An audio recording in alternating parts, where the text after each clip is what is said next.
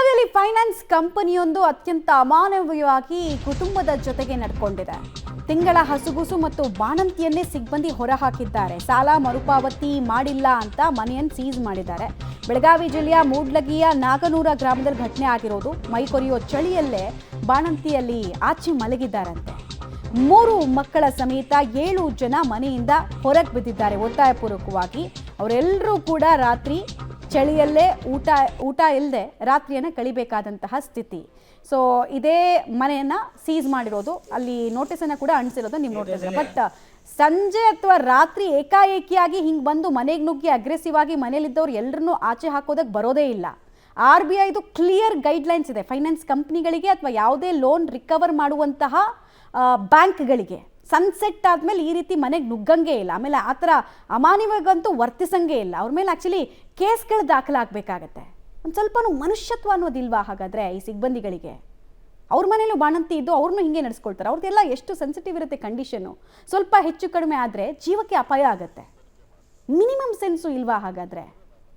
ಕೆಲಸ ಮಾಡಬೇಕಾದ್ರೆ ಟ್ರೈನಿಂಗಲ್ಲಿ ಇದೆಲ್ಲವನ್ನ ಕೂಡ RBI ಗೈಡ್ಲೈನ್ಸನ್ನು ಲೋನ್ ರಿಕವರಿ ಏಜೆಂಟ್ಗಳಿಗೆ ಹೇಳಲೇಬೇಕು.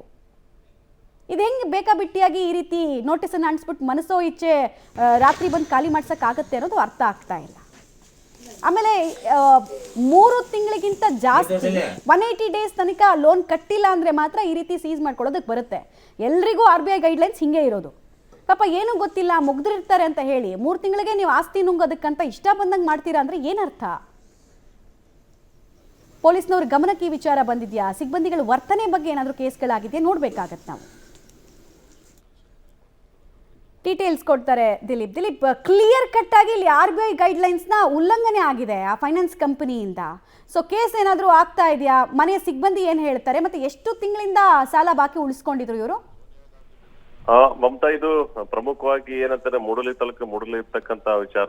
ಇದು ಒಂದು RBI ಗೈಡ್ಲೈನ್ಸ್ ಪೂರ್ಣವಾಗಿ ಗಾಳಿಗೆ ತೂರಿ ಒಂದು ಫೈನಾನ್ಸ್ ಹೇಳಿದ್ದಾರೆ. ಯಾರು ಇವ್ರ ಹತ್ರ ದುಡ್ಡು ಕಡಿಸ್ಕೊಳ್ತಿದ್ರು ಅವರು ಫ್ರಾಡ್ ಮಾಡಿ ಚೆನ್ನೈಯಿಂದ ಓಡಿ ಹೋಗಿದ್ದಾರೆ. ಹೀಗಾಗಿ ಅವ್ರು ಮಾಡಿದಕ್ಕೆ ಇವ್ರಿಗೆ ಶಿಕ್ಷೆ ಆಗ್ತಿರುವಂತೂ 1.5 ತಿಂಗಳು ಚಿಕ್ಕ ಮಗುವನ್ನು ಹಸುಗೂಸು ಇಟ್ಕೊಂಡು ನಿನ್ನೆಯಿಂದ ಬಾಣಂತಿಯರನ್ನ ಹೊರಗಡೆ ಹಾಕಿರುವಂತದ್ದು ಬಹಳಷ್ಟು ವಿಷಾದನೀಯ ಸಂಗತಿ. ಮತ್ತೆ ಇದಕ್ಕೆ ಸಂಬಂಧಪಟ್ಟಂತ ಅಧಿಕಾರಿಗಳು ಇದ್ರ ಬಗ್ಗೆ ಪರಿಶೀಲನೆ ಮಾಡ್ತಾ ಇದ್ರೆ ಸಂಜೆ ಹೊತ್ತಿಗೆ ಏನಾದ್ರು ಅವ್ರ ಮೇಲೆ ಆಕ್ಷನ್ ತಗೋತೀವಿ ಅಂತ ಕೂಡ ಹೇಳಿರುವಂತದ್ದು ಅಂತ.